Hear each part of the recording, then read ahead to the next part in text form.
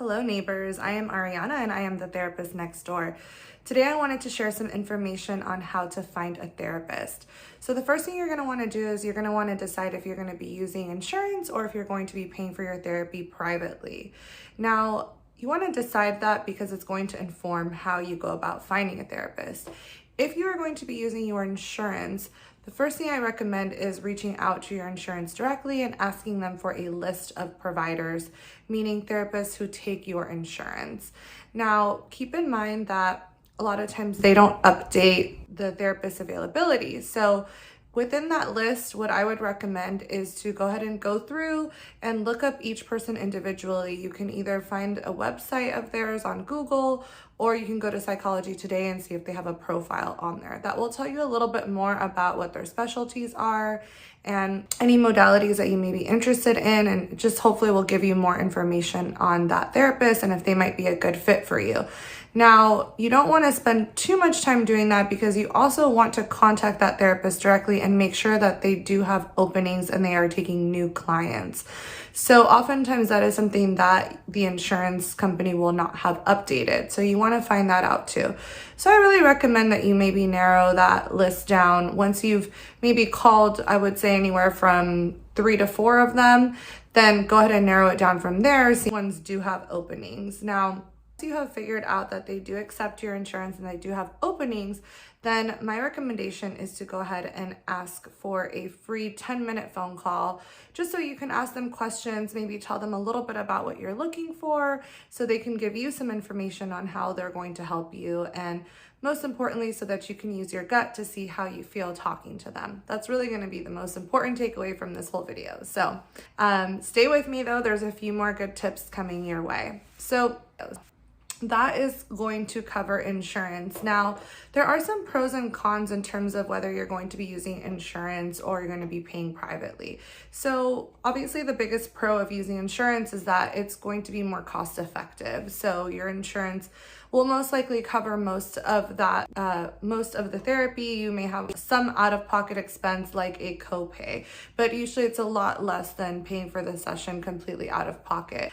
So those are some pros. Now, some cons to think about is when you go through insurance, that therapist does have to give you a diagnosis that's going to go in your medical record. Now, of course, therapy is confidential, meaning everything you talk about with your therapist is private, with the exception of some legal and ethical considerations, but mostly it's private. However, when you are going through insurance, you are losing some of that privacy just because your therapist is going to be billing to your insurance, so those sessions do go on your record. So some people don't have an issue with that. Other people would, their privacy is of utmost importance to them. So that is something to consider. Another con I would say is that therapists who accept insurance, they might have less availability or less flexibility with their schedule. That's not always true, but that is something to consider. They may also be less experienced.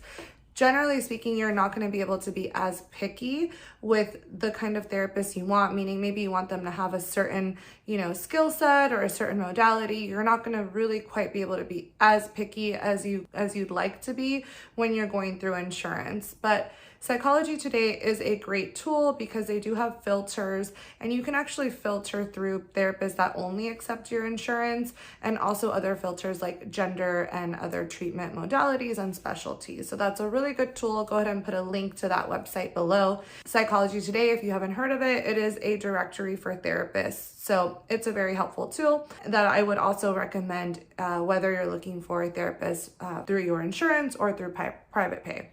Moving on to how to find a therapist if you are paying privately. So if you're paying privately, then you are able to be a little bit more discerning with the kind of therapist that you want. Maybe you want them to have, again, a certain treatment specialty, and you can literally use Google. That's probably one of the best tools. Now, keep in mind that the first therapists that are going to pop up in your search results probably do have some sort of paid ads so that they are appearing to you first. But I do recommend to, look at therapist websites and see what kind of a feel you get for each person. So that will tell you a lot. Again, just using your gut to kind of guide you.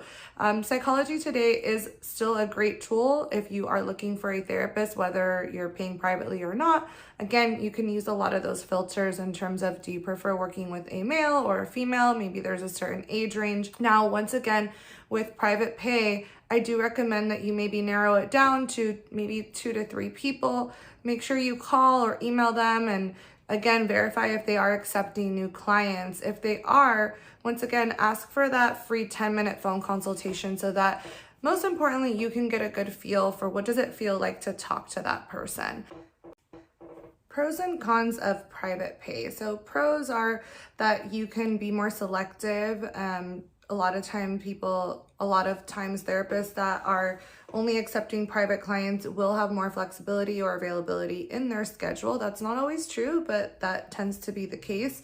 And basically the biggest pro is that you have complete confidentiality. So your information is not going into some sort of, even if it's with insurance, it's not going into any sort of medical record other than the therapist files themselves. Now, of course, in cases where, your record could get subpoenaed, that can happen either way. But generally speaking, you have more confidentiality when you do private pay. And again, there's no diagnosis that's going to be out there tied to your medical record or your information. Now, cons, I would say, is obviously it's not as cost effective.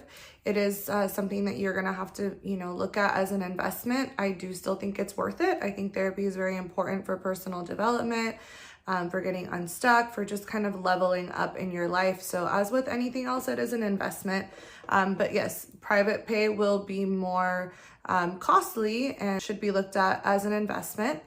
And other than that, can't think of any other cons. I may be a little biased, but basically as a therapist, when I see clients privately, they also tend to be a little bit more motivated. That might not be the case. That might not be every therapist's opinion, but that is kind of what I've noticed. I think when you're investing in yourself and, you're really putting time, energy, and money into the process, you tend to be a little bit more committed to, working on the things you need to work on to get those results. So those are the main tips that I have in terms of looking for a therapist. Now, once you do find a therapist and you're ready to book that first appointment, then one of the things I want you to be aware of is that in that first session, it's going to be hard to really assess if this is the right therapist for you. You'll be able to kind of get an idea, but you may not fully be able to make that decision. The first session is called the intake session. And what we have to do as therapists in that session is basically